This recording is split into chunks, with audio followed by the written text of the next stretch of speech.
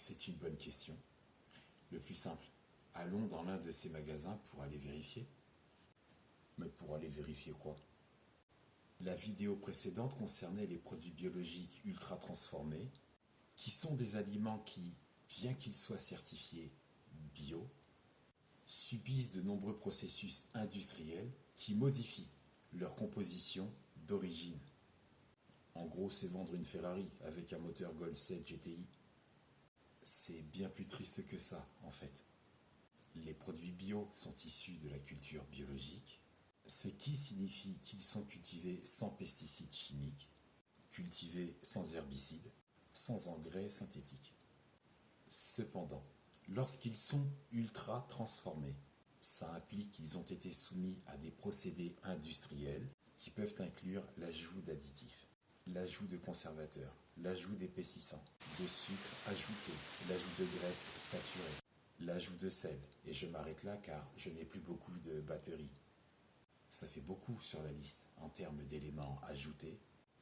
Pour des enseignes qui prétendent vendre des produits bio, 2 à 3 fois plus cher que dans la grande distribution, en leurrant le consommateur et en l'incitant à croire que le bio, c'est meilleur pour lui.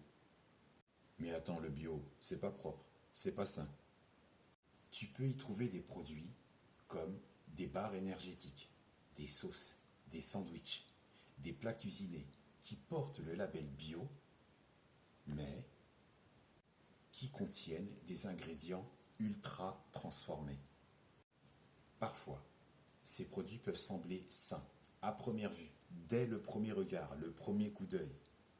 Tu te laisses séduire par un emballage attirant, un logo bio écrit en gros pour établir un lien de confiance et apaiser ta conscience, mais ça n'empêche pas que leur processus de transformation réduise les bienfaits nutritionnels, voire mettre presque à néant les réels bienfaits nutritionnels de ce produit. Attends, moi je n'y crois pas. Viens, on va dans un magasin vérifier ça parce que là, ça me saoule. Ok, c'est parti. Bon, on va tester celui-là. Bon, là j'ai pris une soupe carotte, lait de coco et curcuma. Ok. Carotte à 45%, il y a de l'eau, du lait de coco et 8% de lait de coco. Ok. Il y a de l'ail. Il faut m'expliquer pourquoi dans cette soupe on y met de l'huile de tournesol. Pourquoi on y rajoute du sel marin de Camargue non raffiné. Et on dit que c'est une soupe au curcuma. Mais curcuma, il n'y en a que 0,1%. Pourquoi mentir? Donc après on te dit ingrédients agricoles issus de l'agriculture biologique. Ok, pas de souci, mais ils disent bien carotte, lait de coco et curcuma. Et il n'y en a que 0,1%. Ok. Bon, on va voir la bisque de homard. Alors dans cette bisque de homard, de l'eau, du poisson, du homard, ok. On y trouve aussi...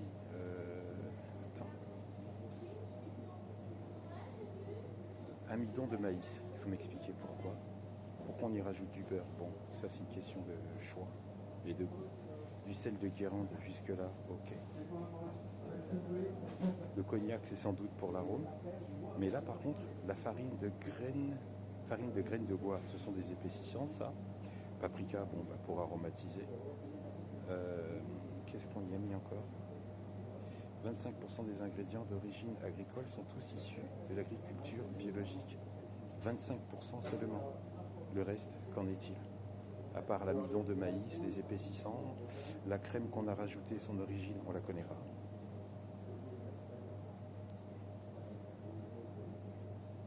On y rajoute ensuite des sulfites, c'est super intéressant pour un truc 100% bio. On va regarder ensuite les steaks vegan. Le bon steak, donc on va regarder. De l'eau, de la farine de soja, ok. Farine de soja déshuilée. De l'huile de tournesol oléique, il faut m'expliquer qu'est-ce qu'on va mettre. Pourquoi mettre de l'huile de tournesol dans un steak? Flocons de blé complet, d'accord. Gluten de blé. Ok, c'est intéressant. Comme tu peux voir, on y a mis ensuite, il y a du vinaigre de cidre, mais c'est pas ça le plus intéressant, c'est des épaississants. Pourquoi mettre des épaississants dans un produit bio? La gomme de xanthane, rajoute du sel, des extraits de levure. Voilà. Qu'est-ce que ça vient faire dans un produit bio? Et on te dit qu'ensuite, tous ces ingrédients sont issus de l'agriculture biologique. On te dit que oui, on fait attention, mais on te rajoute des trucs qui ne sont pas... Moralement, ça pose question. Alors j'ai pris un tofu nature. Bon, source d'oméga 3, riche en protéines. Alors, riche en protéines, mais riche en gras. Sur 100 grammes, tu as 6,5 de matière grasse. Et ils te disent que dedans, il y a des acides gras saturés. Les acides gras saturés, je suis désolé, ce n'est pas bio. Maintenant, la liste. De l'eau, soja, agent de coagulation, chlorure de magnésium. Alors, c'est intéressant pour ceux qui ont des problèmes de constipation. D'accord. Alors, en protéines, il n'y a que 12 grammes. Bon, c'est intéressant quand même. Riche en protéines, je suis d'accord. Oméga 3, il n'y a que 0,5. C'est très pauvre. Alors que c'était indiqué riche, enfin source d'oméga 3, riche en protéines. Je ne suis pas tout à fait d'accord avec ce qui est écrit derrière. Puis il y a pas mal de sucre. Bon, ça va, c'est pas énorme. Bon, j'ai à nouveau pris ce produit. Regardons de plus près. Protéines de blé, des oignons, pourquoi encore de l'huile de tournesol? Ok, on y a mis du sel, il y a des épaississants. Gomme de bois, comme tu peux le voir, et farine de caroube, donc jusque là ok. Mais tu vois, c'est un réflexe de rajouter des épaississants, de rajouter trop de sel, trop de sucre dans beaucoup de produits, soi-disant dits bio, et qui te mettent avec le petit astérisque, ingrédients agricoles issus de l'agriculture biologique. Ok. As-tu vu comment ils ont détourné l'attention, détourné l'information? La gomme de goire, alias E412, un additif qui est associé à un risque accru de diabète de type 2 s'il est consommé régulièrement. Il y en a maintenant dans 95% des produits biologiques. La gomme de xanthane, alias E415, qui est interdite dans certaines confiseries à cause du risque d'étouffement. Mais pourtant bien présente dans les produits que nous avons vus dans le magasin. Ensuite, l'huile de tournesol. Sa présence d'acides gras polyinsaturés qui provoque la formation de substances dangereuses lorsqu'elles sont utilisées pour la cuisson. Et le sel, riche en sodium, responsable de l'hypertension de beaucoup de personnes, augmente le risque de maladies cardiovasculaires, cancer gastrique, obésité, ostéoporose, maladie de Ménière, maladie rénale.